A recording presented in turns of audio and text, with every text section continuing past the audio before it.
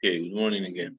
So we start now chapter 3, Perek 3 of Yehoshua. And the next two chapters speaks about one event, one big event, a big miracle, the miracle of crossing the Nahar Yarden, the Jordan River, right? And we will see a couple of meaning of that, but we can say, first of all, it's very similar to what we have read in the last parasha, right? The splitting the Red Sea. And we will see that the Bible itself compare these two events. Again, it's comparing Yehoshua with Moshe. We see it's very similar, but it's a little bit different also, right? Also, the act of crossing is actually the act of entering to the land of Israel, what Moshe never could complete in his life, and Yehoshua is now doing that. So it's like complete the work of Moshe and starting this new epoch, new era in the history of the Jewish people.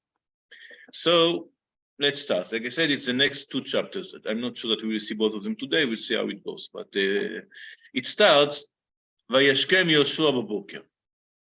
Early next morning, Yehoshua. Well, here they change a little bit the translation. We can say, Vayashkem Yehoshua b'boker. Yehoshua woke up in the morning. Well, he also drank coffee, brushed his teeth, and wear his clothes. I mean, why should the Bible say that he wake up in the morning? Shouldn't we? Well, it's clearly that he wake up in the morning, right? You know what? Before that, I forget to say something else that I wanted to say. What date are we talking about? What time do we talk? More or less during the year, around Pesach. But what if we can see, be more exact? When Moshe passed away, do you remember the date? We have the date of Moshe passing away. 7th of Adar, right? There are opinions in the Gemara that it's 7th of Shvat. It's not say this date is not written in the Torah. And if we see Sefer Dvarim started on first day of Shvat, so Moshe speak with the Jewish people during many days, just give his last speech, all the book of Dvarim, and according to Chachamim, he passed away on the 7th day of Adar. Now, the Torah said that they cried for him, mourned for him during 30 days. If we count the days, we will arrive to 7th of Nisan, 6 or 7, there are two opinions, 6 or 7 of Nisan. And this was the first time that Hashem talked with Yehoshua, what we saw in the first chapter. What did he tell him? You should wait 3 days, right? So we arrived to 9th or 10th. So in the next chapter, in chapter 4, it says clearly that Am Yisrael entered the land of Israel in the 10th of Nisan. So exactly in the day 10th of Nisan, Am Yisrael, all the issue of crossing the river happened. What's more happened in this day of 10th of Nisan? The lamb is dead. Yeah. Korban Pesach. Yeah, in Korban Pesach. Do you remember this part? What's happened? So when did we went out from Egypt? What day? What date was the Exodus? 15, right? Pesach. We celebrate on 15 of Nisan, right? So before what happened, in the day before, they did the sacrifice of Pesach. We learned about it on Tuesdays in after Arvit, right? All the mitzvot of Korban Pesach. And Korban Pesach was prepared 3 days before, or it was 14, it takes 3 days before that you should prepare it. So Hashem ordered Moshe Rabbeinu in 10th of Nisan to start preparing the Korban Pesach. Okay, so we are talking about around this day. This is a day that now we are learning about. It's symbolically, again, it starts the redemption of Egypt, the Exodus, and here it starts the entrance to the land of Israel. It's the same day, the same energy, we can say, passing this day. So now I will return to the verse that we started. Vayashkem Yehoshua b'boker. Yehoshua woke up in the morning. Like we said, it's something that, why the Torah should say that? Clearly, he woke up in the morning. We don't think that he wake up in the afternoon, right? It was a very energetic person. Do you remember? Yitzchak, do you remember other places the Torah says, Vayashkem baboker, woke up in the morning? Vayashkem Avraham baboker. Where? Yeah, in the sacrifice of Yitzchak. Before the sacrifice of Yitzchak, it says, Vayashkem Avraham baboker.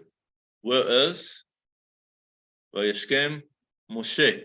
Moshe also will say that he woke up in the morning before Matan Torah, right? The giving of the Torah. So we can see that before very important events, or we can say very challenging events, it says, the Torah says that the person that was in the middle of this story woke up early in the morning. I want to say, Vayashkem, it's not only wake up, it's to wake up early. להתעורר, you wake up. להשכים, it's like early, wake up early. And why does the Torah, or in this case, the Bible, tell us this story? So the Mefarshim say this, there are connection. We will see there is a connection between Avraham Avinu and this action of crossing the river. We will see what is the meaning of that. But it also says, when you have a big challenge, many times our natural tendency is, let's wait with that.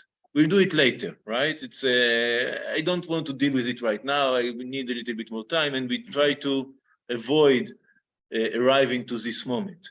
The tzaddikim, the great tzaddikim, like Yehoshua, like Abraham, when they have this big challenge, they are ready, they are prepared, they wake up early in the morning. It's just not as late as we can. It's as early as we can to deal with this challenge. Right? That's why the Torah say also here, like in Avraham, in other cases, Vayashkem Yehoshua baboker. He has this big challenge. He should start leading the Jewish people in this big mission of his life as soon as possible, as early as possible.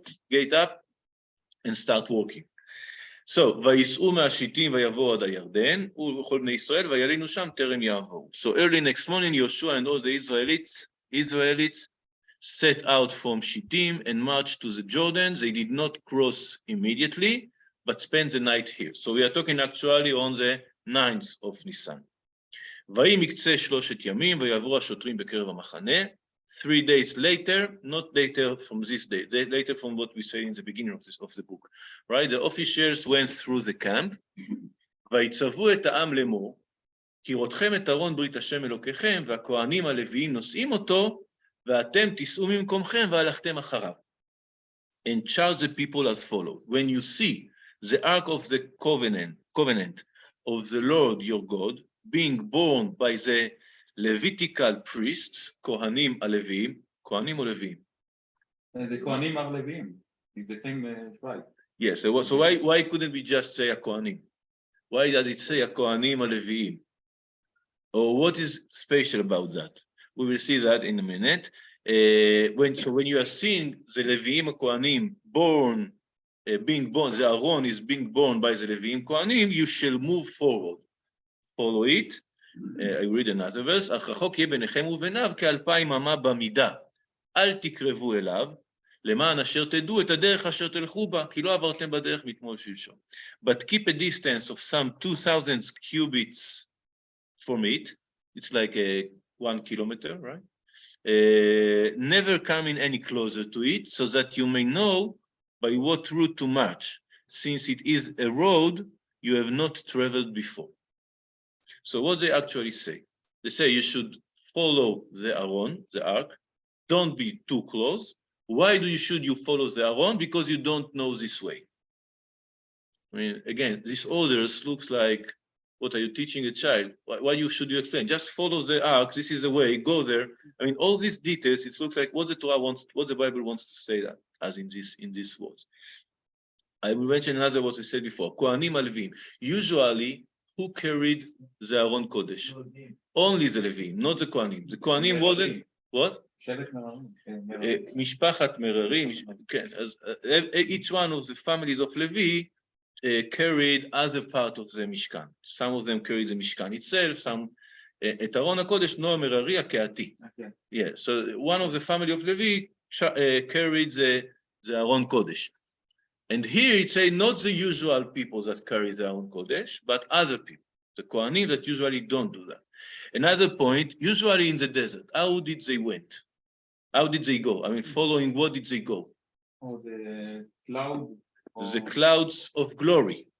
What happened to these clouds? They disappeared. We don't have them anymore. And here we have, again, all the changes are symbolic. What does it mean? During the 40 years in the desert, they follow the Aron, Ananei Kavod, the clouds of glory, right? That's what we call them, clouds of glory, right? What is the clouds of glory? We can say it's the divine presence.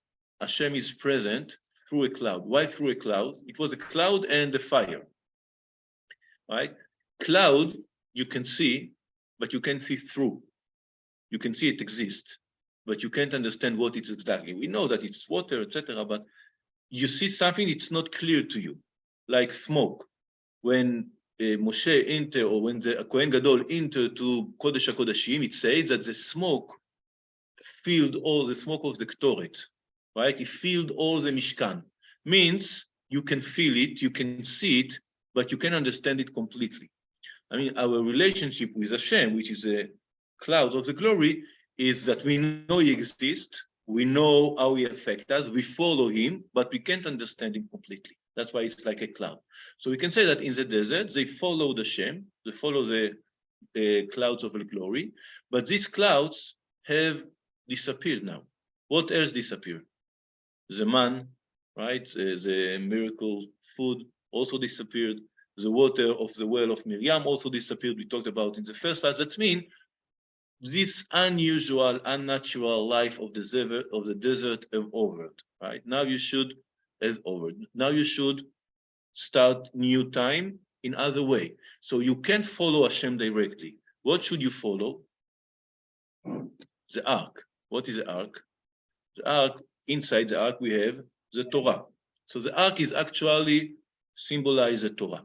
So now we cannot follow Hashem directly. We don't have the leadership of Moshe Rabbeinu who speaks directly with Hashem, know exactly what he must do. Now you should follow the Torah. Try to understand from the Torah what Hashem expecting from you. And this is the reason that it says, "Leman tedu asher et haderech asher telchu ba." You should know now the path, the way you should follow. What does it mean? The way to the river? I mean, it's the river is over there in the east. Wherever you go, you will arrive the river, right?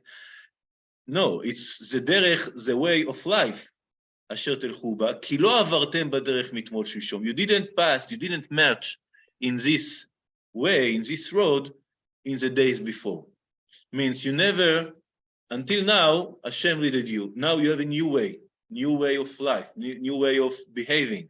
How would you know what you have to do? How would you know how to live? You should follow the Aaron, led by the Kohanim. Why the Kohanim and not the Levim in this case? Again, in the desert, we don't need the Kohanim.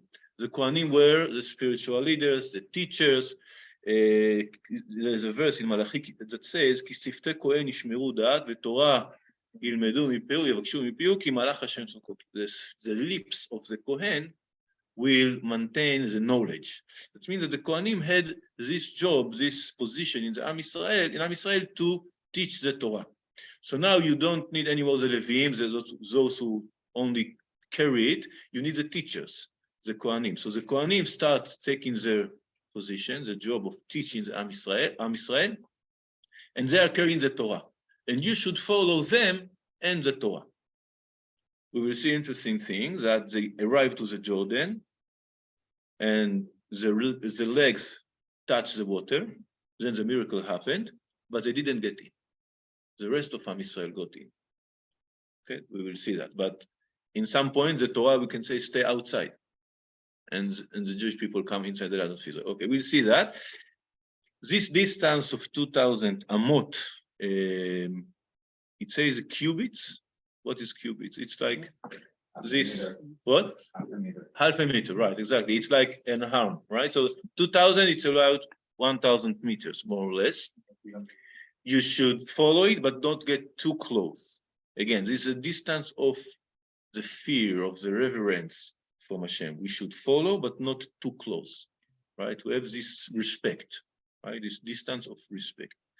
It also says, Mefarshim, Ralbag, and others say this 2,000 is because if you get in too close, you can't actually, most of the people wouldn't be able to see, right? Only those who are close can see, but the rest of the people cannot see. So it should be like 2,000 amot head, So everybody can see. It's like the leader of everybody. We can say the Kohanim carry it, but there's no one that is closer than the other, right? Or I mean, those who can see and the rest of them cannot see and should follow other people. Everybody can see the Aaron. Everybody can see the Kohanim and the Torah and can learn from that, right? So that is the reason that 2,000 of distance, so everybody can be part of. Also Okay. in the Mishkan, we can see 2,000 amot. Alpaim amam. Also, Yeah, in the Shabbat, desert there when was 2,000, yeah, out of difference, and this is a distance that we can walk in Shabbat without an eruv. Right? Okay, continue. ויאמר יהושע אל העם, התקדשו, כי מחר יעשה השם בקרבכם נפלאות. And Yehoshua said to the people, purify yourself. Again, this is a translation, but it's not very exact. It said itkadshu. Itkadshu, it's not purify, it's sanctify. Make yourself holy. Itkadshu, when did we hear this word also? before Matan Torah. Before Matan Torah. Also before Matan Torah means, again, the relationship with Moshe, with what's happening in the days of Moshe. But what is it's like, it's purify, okay, you should be pure. But sanctify, what does it mean? It means like prepare yourself. Itkadashu means prepare yourself in the right way. Why should they prepare? I didn't read the rest of the verse. I will read it now. So it says, Yehoshua said to the people, purify yourselves or sanctify yourself, for tomorrow the Lord will perform wonders in your midst, in front of you. No, inside you, bekirbechem, inside you. Why should, so he said, prepare yourself because tomorrow Hashem will make miracles in front of you. Why should I be prepared to a miracle? Make it, right? Let it come. Let it come. What does it mean? You should prepare yourself. We can say that the miracle will happen only if they arrive to a certain level of holiness, of kedusha, right? So they should prepare in order to deserve, to arrive to the level that they deserve to be, to see this miracle. I thought that it may be also, again, some idea that it teaches us that sometimes, I mean, in this miracle, everybody saw it, right? It was very hard to ignore it. But in other cases, you should prepare yourself to be able to see the miracle. That means many things can happen and you don't notice and you don't see that this is something special. You should prepare, sanctify, elevate yourself in order to be able to see that actually a miracle happened. Maybe also in this case, I said that before that everybody could see, but it wasn't exactly that everybody could see. I will explain now. We have the river, right? And we'll see the details in the verses after that, but the river comes from high place to a low place, right? This is from, in this case, from the Kinneret to Yam HaMelach to the Dead Sea. Nowadays, we don't have water there because they blocked it. So it's there only when there are years with a lot of rain, so they open it, the Sefer, how do you say Sefer? Oh, Yeah. it's like Sefer when you block the water, it's like dam. Okay, so there's a dam in the Kinneret, so no water pass.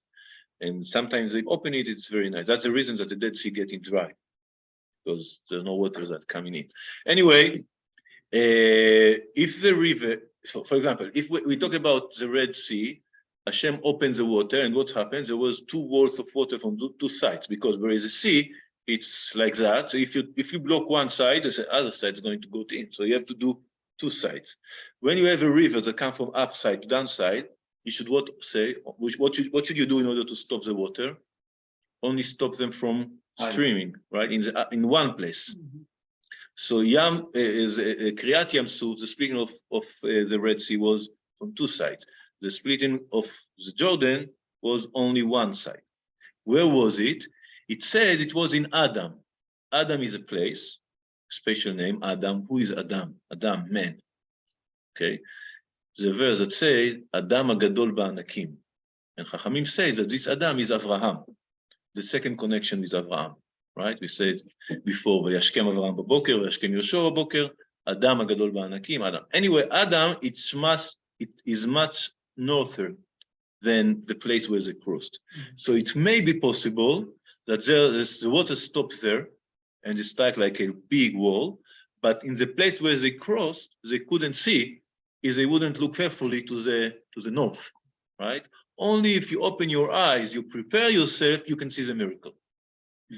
Okay, so this is Yehoshua, התקדשו, prepare yourself, כי מחר יעשה השם בקרבכם נפלאות, Hashem will do miracles for you, but you should try to see that. You should be prepared for that and look for that. And again, it's a difference. In the desert, anybody could see the miracles. In Israel, you should look carefully if you want to see the miracles, right? So, yeah. ויאמר יהושע אל הכהנים לאמור, שאו את ארון הברית ועברו לפני העם, ויישאו את ארון הברית וילכו לפני העם. Yehoshua also gave orders to the Kohanim to do this part. They say, then Yehoshua ordered the priest, the Kohanim, take up the ark of the covenant and advance to the head of the people. And they took up the ark of the covenant and marched at the head of the people. ויאמר השם אל יהושע, היום הזה החל גדלך בעיני כל ישראל, אשר ידעון כי אשר הייתי עם משה אהיה עמך. It's time to pay the check, right? He promised him, I will make you as big as Moshe. Everybody will respect you as they respect Moshe. And they say, today we start this. That the Lord said to Yehoshua, this day, for the first time, I will exalt you in the sight of all Israel, so that they shall know that I will be with you as I was with Moshe. Okay, this is also related to what we talked in the first class about the importance, second class, the importance of the coming in the place of Moshe Rabbeinu and being able to fill these big shoes, right? This big תפקיד of Moshe. ואתה תצווה את הכהנים נושא ארון ברית השם, נושא ארון הברית לאמור, כבואכם עד קצה מי הירדן בירדן תעמודו. For your part, command the priest to carry the ark of the covenant as follows. When you reach the edge of the waters of the Jordan, make a halt in the Jordan. Okay, so they should arrive and then stop. Why shouldn't they pass? And then all the rest of them. No, we understand that while they are in the river, touching the river, then the miracle happens. The water stop. But when they will pass, the water will continue. I mean, the miracle could be done in many other places. Again, there should be some symbolic meaning here, right? What could it be? Why shouldn't the Torah get in first? Okay, we leave that in a few minutes. ויאמר יהושע אל בני ישראל, גושו הנה ושמעו דברי השם אלוהיכם. And Yehoshua say to the Israelites, come closer and listen to the word of the Lord your God. Again, come closer, goshu hena. I don't remember that Moshe, there are places when it says goshu hena, right? But I don't remember, at least I don't remember, in the Torah that Moshe has to say to the Jewish people, come closer to listen. Right? He just talked to everybody, everybody heard. Maybe they don't trust on him yet. They don't trust him? So they say, come closer. Come closer and you can see. Okay, maybe. Again, in the desert, the Gemara describe how was the Torah taught. Moshe taught everybody, but first of all, he taught Aaron, and then he taught his sons, and then the process of teaching the Torah. But we don't say, come closer, go shu'ena, right? Again, I think that when you have a normal life, not like in the desert, when you don't have to work, you don't have to worry for food, for anything. When you have normal life and you go to work and you have family and you have many, many things, if you want to hear the word of Hashem, you should make the first step. You should come closer. I mean, it won't come to you. The Torah, you can live your whole life, even as a living Jew, but if you don't do this step, if you don't come closer, you won't hear the words of Hashem. So again, it's all this change. The first, I mean, it's not repeating every time Yehoshua or anybody else will talk from now on. But in the first time, he said, come closer. If you really want to hear the words of Hashem, you should come close. You should make this step, this preparation or this effort of come closer. Right? So Yehoshua said to the Israelites, come closer and listen to the words of the Lord your God. ויאמר יהושע, בזאת תדעון כי אל חי בקרבכם, והורש יוריש מפניכם את הכנעני, את החיתי, את החיבי, את הפרזי, את הגרישי, והאמורי, והיבוסי. הנה אהרון הברית, אדון כל הארץ, עובר לפניכם בירדן. So, by this, Yehoshua continued.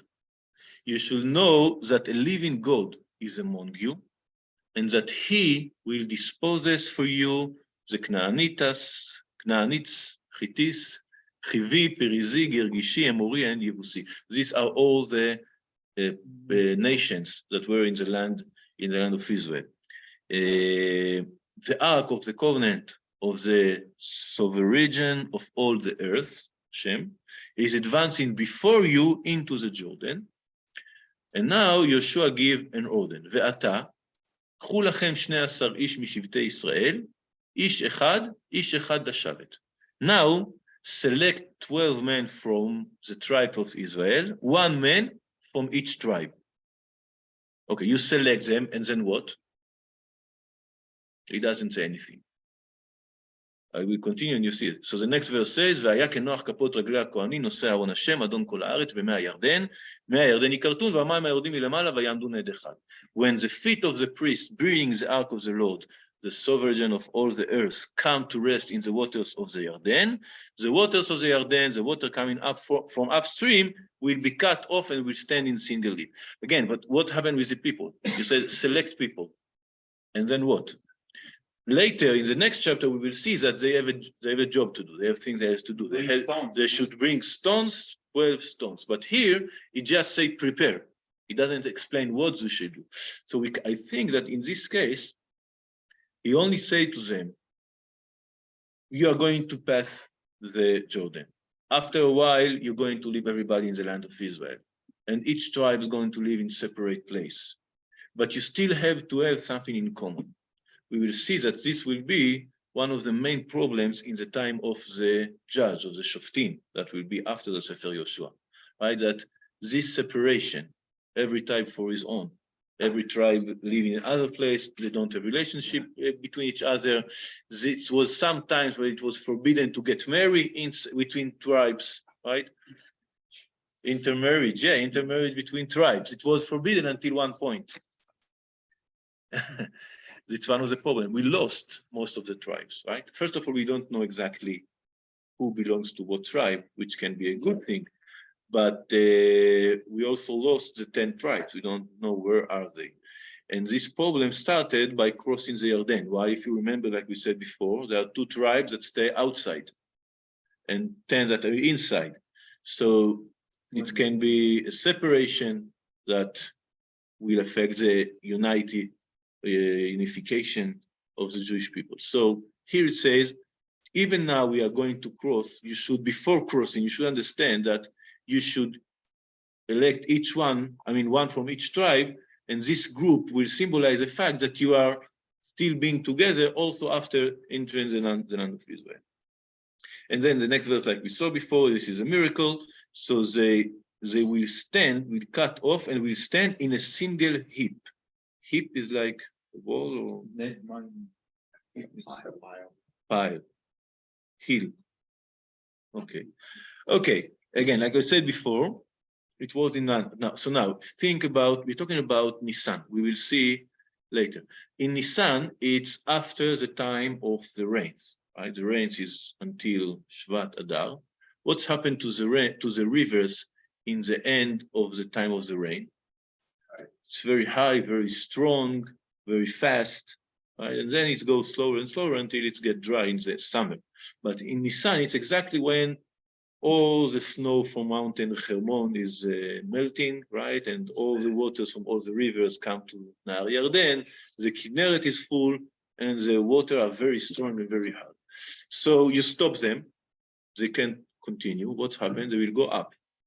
How far would they go? Depends how long it takes to cross. How long would it take to cross to hundreds of thousands of people? A few hours. So it's going to be very, very high, right? Chachamim says numbers. Sometimes the numbers in the Talmud are exaggerated. But it says guzma. Guzma is like exaggerated, but they're talking about kilometers, hundreds of kilometers of high. I said that in the beginning, maybe you couldn't see, but after that, it was something that everybody could see all over the place. That's why Yehoshua said, today, Hashem will start show you that he lives among you and he will be with you also in this next mission, even though you're not going to see that in every moment, like you saw until now. But you should know that Hashem, this is a proof, this is a sign that Hashem will continue to be with you in this time.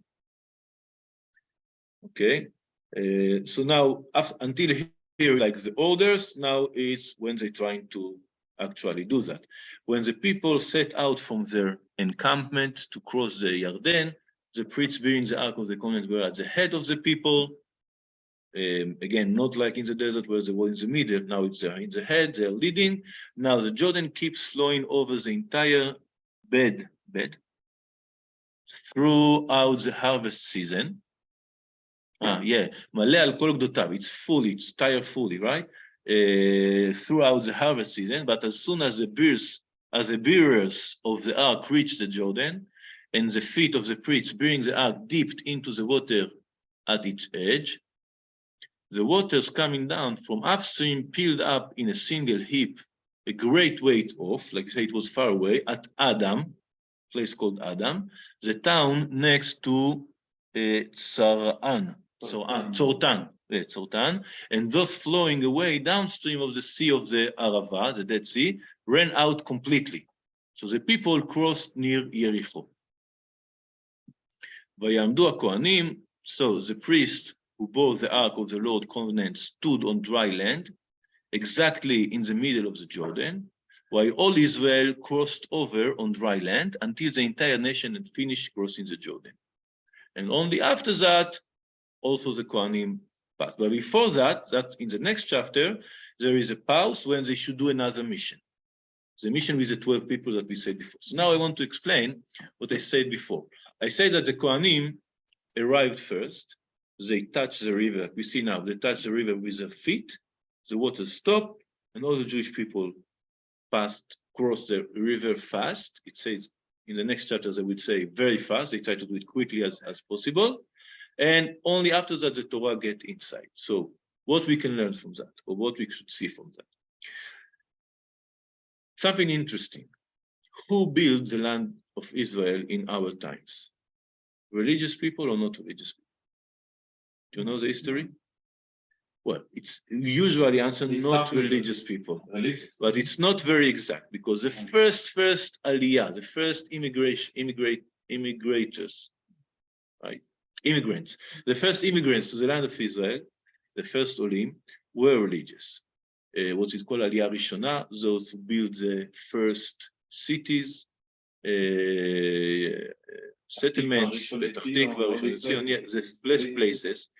They did like the first push. We can say also that the ideological leaders, what we call mevasrei hatzionut, the first Zionim that decided that we should go back to the land of Israel, not wait to the Mashiach outside, but go actually to the land of Israel, were rabbis, right? Rav El-Kalai, Rav Tzvir Shkalisher, other rabbis. But then the people who took the main position in the Zionist movement were non-religious. Talking about Herzl, but many other. Some of them were anti-religion. And then from the next second aliyah, what we call the second aliyah, most of those who came to the land of Israel weren't religious.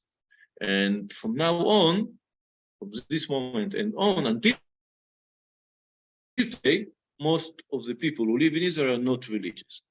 This is a reality. I'm not saying good, bad. This is the reality. That's what's happened, right? We can say that also in some meaning. I will give you another example before explaining. When was the second time the Jewish people came back to the land of Israel? After going back from Egypt, the second Geula, redemption, was when they went back from Babylon, right? So the leaders were Ezra, Nehemiah, Zerubbabel. They were, of course, rabbis, not exactly, but Ezra, yes, Nehemiah, less. Anyway, they were led, you can say, by the Torah. But the people who made the Aliyah itself, according to the Tanakh and the Sefer Nehemiah, most of them were very far from being the most respectful families in the land of Israel. And many of them weren't properly Jews, we can say. Many of them, they had a lot of mixed marriage. Actually, in Sefer Ezra and Nehemiah, it described that they were a big crisis when Ezra demanded that they stop marrying women, non-Jewish women. They should separate it from the women. It was a big crisis, a big event there. So again, the first who came from Bavel to Eretz Israel were the people that were more devoted to the Torah, let's say. We can see that it's happening in this at least 3 occasions. That means that the Torah is bringing up until the border. Now we should come in, right? The Torah can't help us survive the Galut and keep being Jews during a lot of generations, many years. And then we come to the border of the land of Israel, and it stays outside. It doesn't come in. It brought us until here. Now you should take the first steps. And the first steps many times are done without the Torah. The building of the land of Israel many times is done without Torah. And it may be for a reason. Sometimes we should build, we can say, the body before bringing the soul inside. And maybe I would say the construction of the land of Israel was much harder if it was done according to the Vadatz, according to the rabbinical court, right? I'm not saying it's impossible. I believe that everything can be done according to the Torah, but Hashem is the one who decides how things should go. And he managed these things in this way that the first Olim from Bavel weren't religious. The first Olim to the land of Israel in our time weren't religious. Not the first, but the second wave and on weren't religious. For some reason that we can't argue with Hashem, because he manages things, the Torah stays in the first steps outside. Right? It's in the river, it's in the border, it's not get inside. And then the people come, and after that, okay, in the second wave or in the second moment, the Torah can also come in. If I wish it would be different, I wish that all the Jewish people would keep the Torah all the time. Yes, of course. But again, I'm not the one who decides, right? So we should, I think that generally in our life, in our world, we should fight for the best. But we should accept also less than the best. I mean, if the thing go in this way, we should fight to make them better. But we cannot say everything that doesn't go according to the way I think it should go, it's not valuable or it's not worthwhile, right? Things are making progress, things that advance in the way that Hashem decide, and we should accept that it is like that. Try to improve it, but accept that it will be like that. And we can see that if it's always happen, apparently there's some good reason. Like I said before, maybe it was a better way, not maybe, for sure. If Hashem decided it will be in this way, the best way to build the land of Israel was in this way, where the first immigrants, the first Olim, did that in their way. And after that, our efforts would be to also involve or integrate the values of the Torah inside this project, inside this big actions of the Zionist movement. So in the end of this chapter, exactly in this moment, the Kohanim is standing, Am Yisrael passed, and then the verse says, "Vayika asher tamu kol hagol la'avor et hayarden, Vayomer Hashem el Yehoshua lemor." When the entire nation had finished crossing the Jordan, the Lord said to Yehoshua, "K'chu lachem min ha'am 12 anashim, ish echad mishavet." So it's exactly the same verse we saw before, right? Select 12 men from among the people, one from each tribe. And now he also says what they should do. "V'tzavu otam lemor, שאו לכם מזה מתוך הירדן, ממצב רגלי הכהנים, הכין 12 אבנים, ועברתם אותם עמכם, והנחתם אותם במלון אשר תלינו בו הלילה. And instruct them as follows. Pick up 12 stones from the spot exactly in the middle of the Jordan, where the priest's feet are standing. Take them along with you and deposit them in the place where you will spend the night. This is the first place that I think that it mentions the word, no, in Sefer Shmot we have also malon. Malon nowadays we say it's hotel. But malon comes from the word lalun. Lalun means sleep or pass the night.